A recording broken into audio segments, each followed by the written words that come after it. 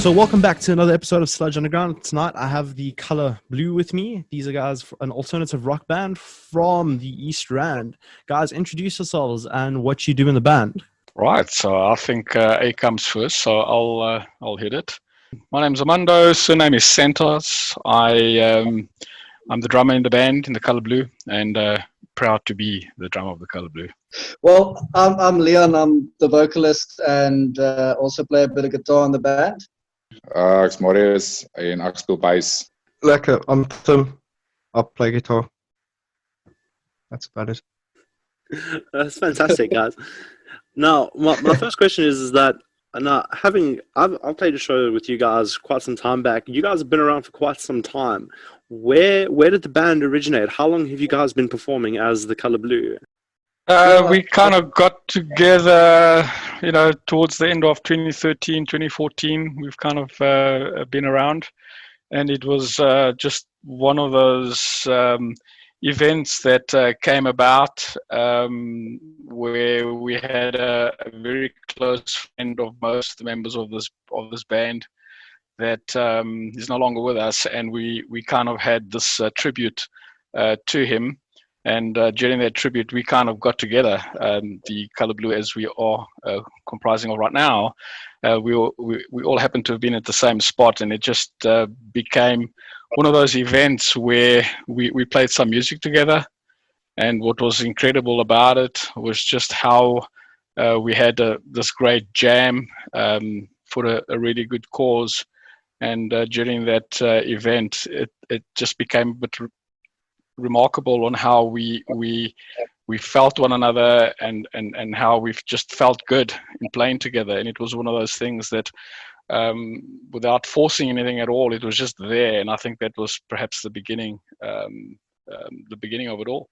Yeah. Just to add to what Armando is saying, when we started out, I was introduced to Marius and Armando by a mutual friend who became our first guitarist. He played like 4 shows with us and then left the band. And probably the time that we played with you, Marcel, we were probably a 3-piece maybe at that point when we played with you.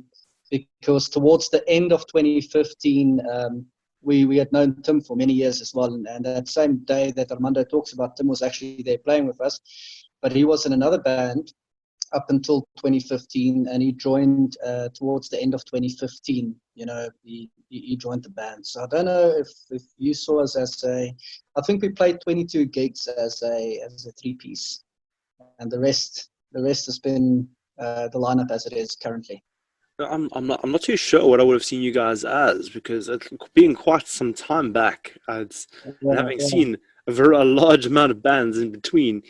It's very likely that you were a 3-piece, because considering the time frame that you're saying, it would have been 2014, 2015. So, yeah, that's basically from me. I don't know. Move on to George, Marius. Well, we could only, like you guys basically answered it already, unless we met at a different time. I don't know, started the band at different stages. No, it was like 2013, end of 2013, 2014, as the guys said, and Tim came along at the end of 2015, and the rest is history. Well, just to add even further, I'd known Leon for many years and had known Armando for even longer, and got to know George from that same meetup. And then my previous band ended up playing a show with the Color Blue in late 2015. That was kind of the meeting where I decided, I want to join, and how do we do this? I like the band, I like the music, I like the vibe, and that was it. No, that's fantastic. So Armando was saying this, you guys came together as kind of a tribute for a friend who was no longer there. How does that impact the sort of message of your band? What is the sort of message behind your music? Because looking at all your descriptions and stuff like that, you guys seem to have a very sort of deeper meaning behind everything. So what's the meaning behind the band? What is your message as artists as a whole? Well, Sal, that's a good observation, I think, and maybe adding further to that, which is perhaps what I think makes us a little bit special, is that this wasn't a forced band or a band looking for members and making it fit with whoever's around. I think if we look back on how we met, it was met under these sort of situations where things developed and they felt to the point where we kind of evolved, if I can put it that way. So at that point in time, and the chain of events that came together that allowed us to meet one another, I've always looked back and thought that was incredibly interesting. Marius and I happened to have been in another band, and one of the members that we were involved with at the time had unfortunately passed on. So that was actually the setup, and then I decided to arrange this tribute to him. Very, very special person, and we kind of just got together.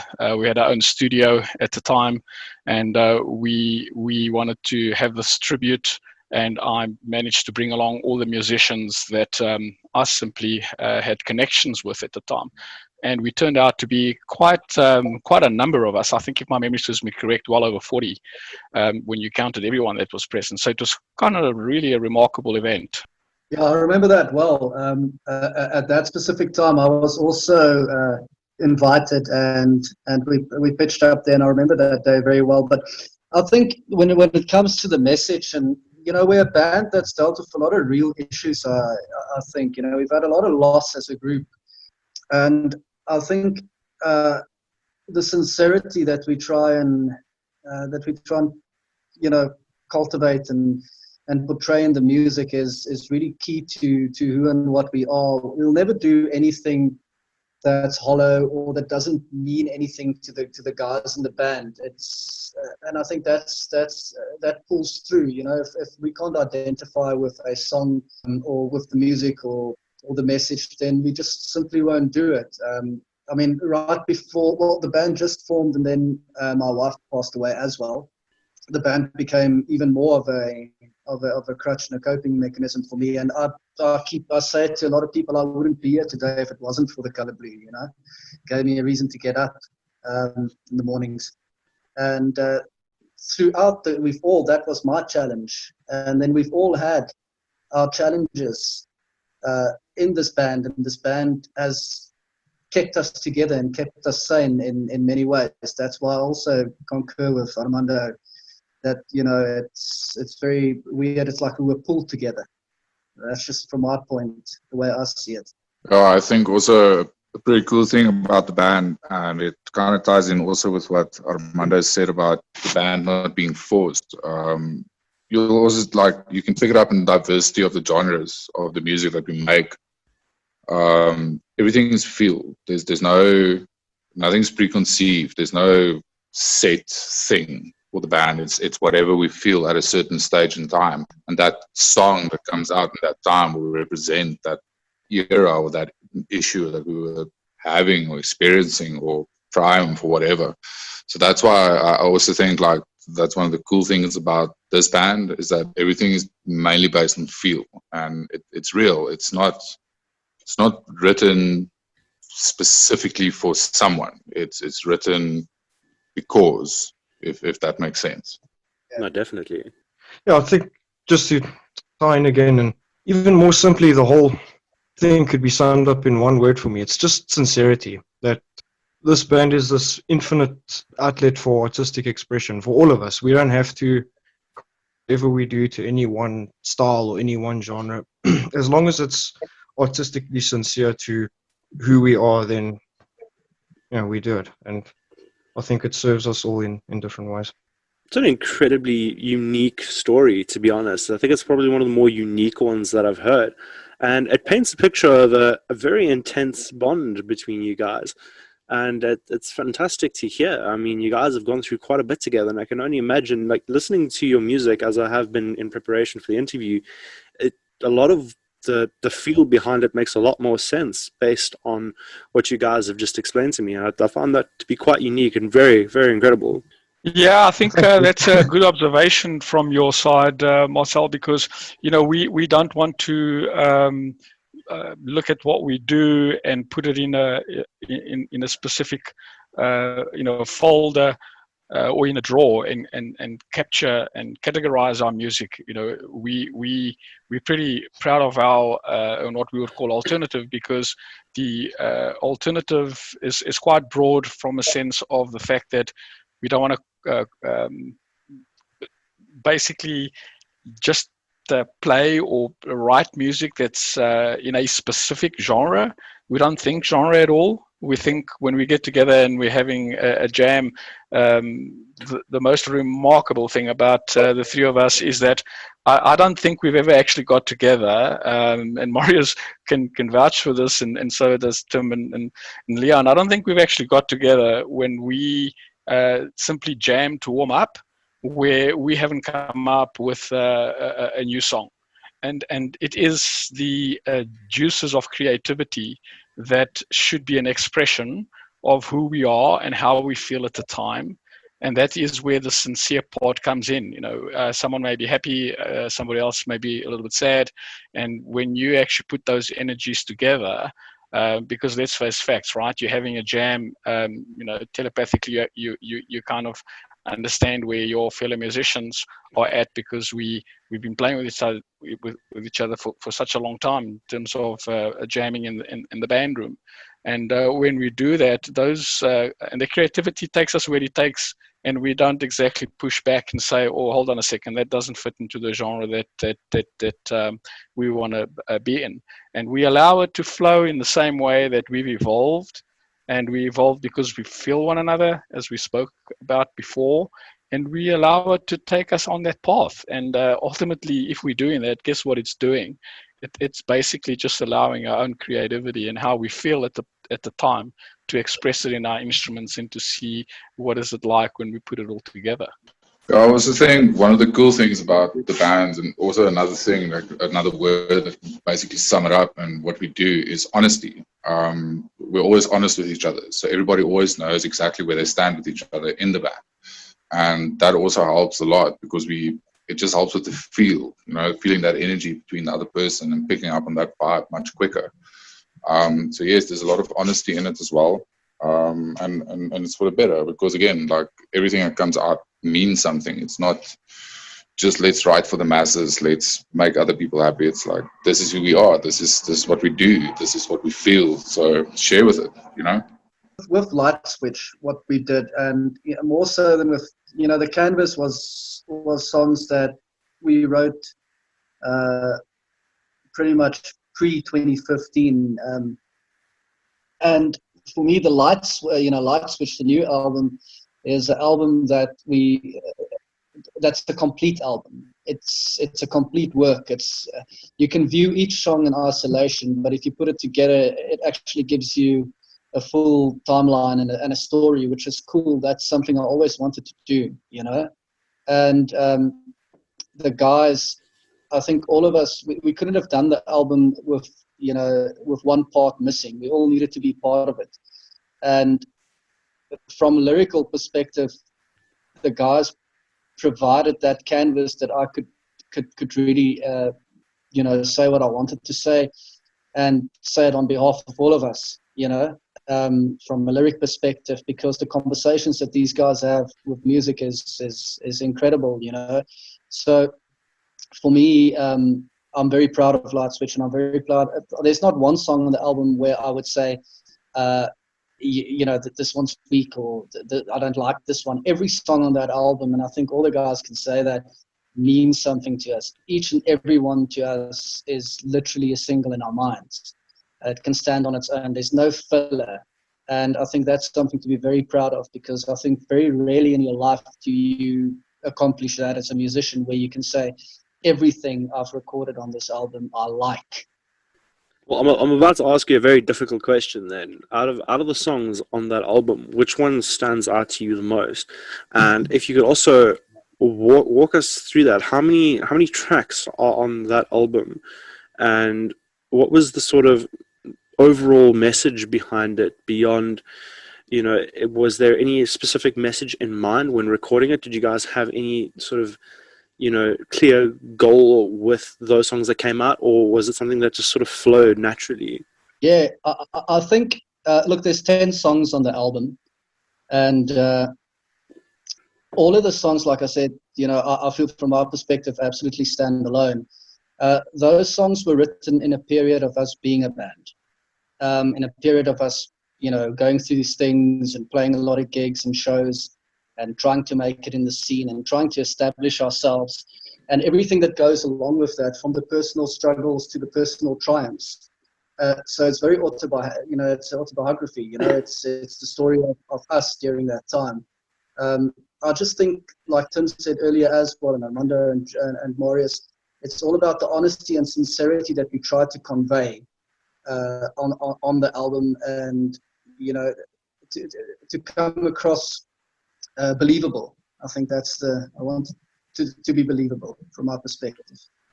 Oh yeah, it's just to tie in with what Marius was saying earlier with the honesty. I think another nice word to summarize and elaborate is freedom, because we all have this freedom to express whatever we're feeling or whatever's influencing us at that moment. That's why it's so difficult to pin down influences, because we all taking in different things all the time, and all of that can be conveyed in the music. So we allow for this sort of natural progression, because we all kind of feeding it with whatever we're taking in at the time. So it's cool. You've got this borderless canvas to work with. So it allowed for the music to happen as it would have without any preconceived notions.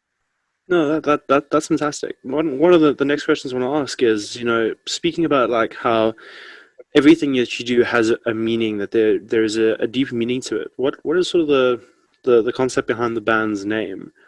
Like where did that come from? What is the meaning behind it? It was one of those periods where we were kind of sitting in a band room and we were throwing a couple of ideas around, looking for a name of the band, and logically we all bring along, in as much as we do in terms of our music and who we are as musicians, to the band. We bring our own identity, we bring our own influences. It was one of those days where, again, also the influences that we brought along, simply we were throwing names around and some ideas, some of which individuals had their own view and liked, but the ideas we were throwing around before we got to the final name of the band was ideas that was in its way, by default, ideas that we would agree and then move down a particular road, and then but it should have this, and then we'd go down another road, and ultimately we landed up with something that we wanted, with color, and eventually Leon also threw in a couple of his own ideas, and we settled on the color blue, which was just something that resonated with us, and it's like our music, right? So it is a vehicle where you have these boundaries that are not hard boundaries as such, but they are influences that ultimately the members of the band will move it in a specific direction. So if there's a complete disagreement, it changes the direction. So in essence, we can say it was a name that came about by chatting and throwing ideas around, and when we got to the final idea, it just resonated with all of us, and that was it. And I think when we got the name, it wasn't one of those situations where we still pondered and deliberated on that for a while. It was like decision made, and that's it, we move along. And Marius is one of those, as opposed to myself, I tend to still deliberate a little bit and think a little bit too hard about it, and want to unpack everything. Marius is a little bit quicker than what I am. We always draw on each other's strength, and I see that as a strength. And that's it. We came to a conclusion. We moved along, and since then, this name really just means a lot to us. And I couldn't possibly think back on all the names that we came up with at the time that I would change it by absolutely no means. It's funny how a band name over time starts to take on a different message than to what it actually started out with, and what it sort of takes on the properties of what the band means to you, which is also a very interesting aspect about music in general. Yes, I mean, you could even take it at face value and just think of it as a description of what the music's supposed to sound like. Because if you look at the name, the color blue, it sounds like colors exploding, doesn't it? So I think that's a nice blanket for the music as a whole, because it can be colors of any shade, dark and light, and I think it ties in a lot more than was probably thought of when the band was originally named, but it all makes sense now. Unless you're Afrikaans, then you would spell it wrong and you would think it actually means the color blue, as in it's just the clear blue, you know? But that's just from an Afrikaans perspective. Like, I can understand that miscommunication, especially when trying to verbally get it across to someone. Like, I can understand that miscommunication. It happens a lot, man. Yeah, especially on RSG, one would think. But yes, I mean, like, if you go into YouTube as well and you type in the band name, like, the wrong spelling comes up. And I'm quite flattered in that sense. So, yeah, you know, clear blow. But it's not that. It's definitely not that. Yeah, one of the points that really got me a lot was actually the fact that, you know, I like a name that lets you think twice and think a little bit more about it. So when you think about the color blue, there's something about the color blue that we also resonate with us, and that is the simplicity of things. We kind of like things simple, you know, the colors, the rainbow, these are simple things, but it makes you think a little bit. So it's not just the color blue as to what comes to your mind in terms of the first idea or your own first interpretation, but when you think a little bit more about it, you realize, oh, hang on a minute, the color is spelled different, and so is the blue. It's not blue as like Maurice said in the color, but it's blue as in blue up, and that thought process is something that really resonated quite a lot with me. Leon? Yeah, you know, just to tie in with what everyone said, yeah, it's pretty much the expression of all the feelings that mold together, you know, in the music. And what George said about Googling, I think that's a big win. If you Google our name and you spell it wrong, and you know we still actually come up, that's a big win. So I'm happy about that. Well, yes, and the band name In Excess was already taken, because that's probably the coolest name for a band ever. There's always that struggle for an artist, though. Trying to come up with a name and then finding that it's already taken, thinking that you've had a stroke of genius and it's gone. Oh, dude, like who would have thought of In Excess? 4 letters, but I mean it's a whole sentence. But yeah, it's amazing. It's a great name. I didn't know it was taken. I thought I initially came up with the idea, the same as like Chili Peppers as well. I also came up with that, but we can't take credit because apparently it's like Metallica with one two L's. Like I think like I've heard a story of a friend who started a band, and they named it Wrecked and Neglected, but when you said it in a sentence, it just sounded like Rectum Neglected, and they quickly realized the errors of their ways. And I think having a name taken, it is better than finding out later that it can be severely misconstrued. Oh, yeah, pal. If you have a band name like that, then that would fit in completely with death metal today. Like, the more warrior and the more wrecked it is, the better for your brand, I guess. True, the shock value. It's all about the setting. I mean, if that's what you're going for, Rectum Neglected could be sick. So it could, dude. Written with like spikes and stuff and very pointy, like letters, everything pointy. It's a neglected rectum, right. So it's not happy. It sounds right. It's got to be like a sad boy band then. Or the people who wear purple suits when they do their music. Yeah, and like feathery hats when it's hot outside. Yeah, I like those keyboard ties, because I mean, shame, dude. They were totally wrecked. Let's hope it wasn't as minors. Anything to get some attention for that rectum. Dude, that's how the scene works today. Getting attention. No, something I wanted to talk about is you guys often like talk about how diverse your influences are and whatnot. What I would like is just from each member of the band, would you say is your go-to influence? That one that sort of stands out amongst the rest that sort of inspired you as an artist altogether? Okay, I guess I'll start with considering we said A first. That's a very good question, and it's one of those that I don't always have necessarily the same answer, but looking back, it's always the same principle, if I can put it that way. You know, when it comes to influences, the one thing that's absolutely remarkable about this band is the fact that we are kind of, or very rare, that we have a combination of band members that are so diverse in terms of our age gap between all four members. And I think that in itself is what brings in the special difference, if I can put it that way, because, you know, everybody wants to be unique and be different, but it also needs to just flow and come through seamlessly. I'm obviously the youngest in the band.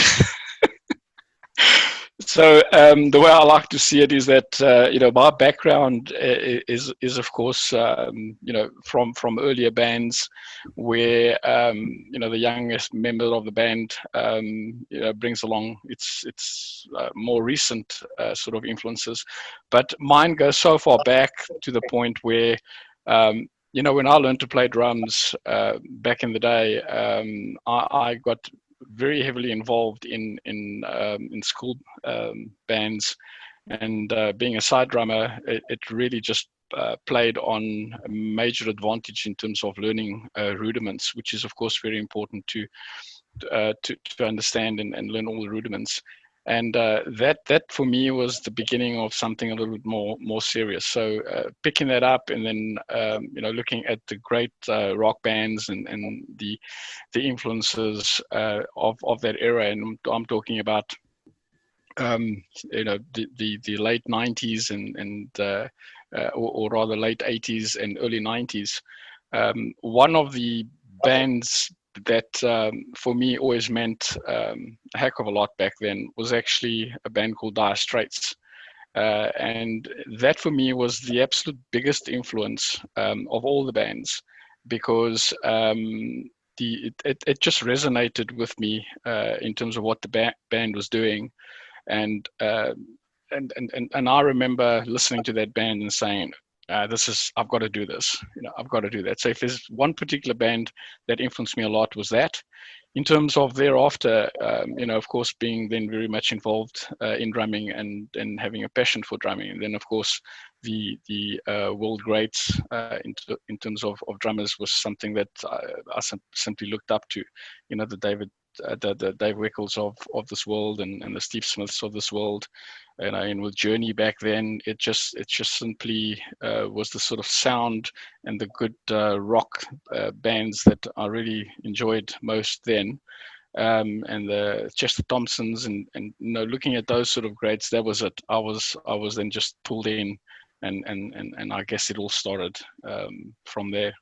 Yeah, I think for me, it's a journey. I was first introduced to a lot of 50s music. I loved Buddy Holly and Richie Valens and the Big Bopper, and you know, the whole 50s rock and roll thing. That soon morphed into listening to a lot of 80s music. A lot of, you know, I won't say too much Van Halen. I preferred Bon Jovi for early Bon Jovi for songwriting, and the way Richie Sambora played guitar and the way they structured songs. Also a lot of Def Leppard, and that turned into my grunge love. Pearl Jam, Alice in Chains, Nirvana, Mudhoney, that all influenced the sound then. And obviously on the heavier side, lots of Metallica, Slayer, Pantera, and that all morphed into a big love for Radiohead as well, and especially the way Radiohead has transformed and changed. So if I had to pick a band that I would say I'll look up to creatively, I'd say it would be Radiohead, because you could never put them in a box, and they paint pictures with their music, you know, which appeals to me. So yeah, I would probably say from a vocal perspective and writing perspective, and trying to create a vocal melody, even within our band, I would always try and aim like, you know, the whole Radiohead route for me. Yeah, man. For me, it started with Love Buzz from Nirvana, from Bleach, then Sliver, and then I knew I had to play bass. Chris Novoselic, massive influence. from Nirvana. And then, not to sound like cliche, but Chili Peppers, a lot of Flea influence, and a lot of punk, man. A lot of NoFX, Rancid, Matt Freeman, stuff like that. John Principe from Rise Against. So a lot of those, that's my main influences. But I won't say I've got, well, I'm trying to emulate a style or anything like that. But I think it's quite clear in the way that I play where my influences lie. Look at it from that way. But lately it's been moving to a lot of jazz. Thank you, Tim. Yeah, jazz. Jazz is the best. It's so difficult to pinpoint. We all like so many different styles. I mean, I really like the shred guitarists of the 80s, you know, like Steve Vai, Joe Satriani, and Yngwie Malmsteen, even pre that Eddie Van Halen. But then also like a lot of blues players, and Joe Bonamassa, Stevie Ray Vaughan, Jimi Hendrix. But I think more than anything, I admire the guitarists that can really convincingly play more than one style. Like, I think Guthrie Govan is pretty much the boss at doing that. But in like directly influencing the band's music, I think the Chili Peppers are the biggest one for me, just because of the guitar and bass interplay. That just those two instruments can create this massive musical landscape. So yeah, John Frusciante. It's funny that you mentioned the Peppers, because I was actually watching your cover of the other side today. And did you enjoy it? What happened? Did. Like, you just watch it and it's like noise. No, dude, a lot of the early Rise Against, then Black Market was fucking amazing. Dude, Appeal to Reason. Oh, dude, it's just great. The way that guy runs the bass at that pace as well. And also Matt Freeman. If you enjoy Rise Against, John Principe, dude, check out Matt Freeman, man. Probably one of the best, most underrated bassists ever. But holy shit, can that guy shred on a bass guitar? Holy fuck, man. But yes, John Principe, dude, Rise Against. Give it all. Leon, you were trying to say something there when I interrupted. I'm so sorry, man. Carry on. No.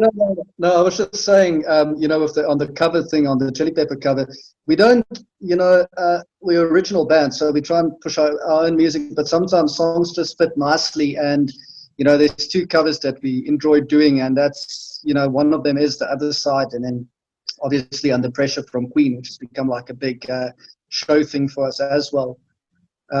So yeah, those are the two that we throw into the set every now and then. Those two covers, we enjoy it immensely. I found that a lot of bands who do original music have this kind of sort of taboo with covers. Like, you get guys who either thoroughly enjoy doing them or who really don't enjoy doing them. But they I don't know if you guys can agree with that opinion, that they have their place in certain ways. There's something about putting your own spin on certain types of covers that give it a very interesting sort of vibe. Yeah, I think you hit the nail on the head saying putting your own spin on it, you know. You don't want to do it exactly like that. You need to put your own, you know, energy into it, and then it's cool. You'll know when it's right. It does have its place. You can also use covers tactically. And I think that's something we did, played around with the idea of covers and what is the perfect cover to get. Because, I mean, if you play a cover, you can't play a song that's too famous, but not a song that's not famous at all. So it must be one of those songs that everybody's heard, no matter what music you listen to.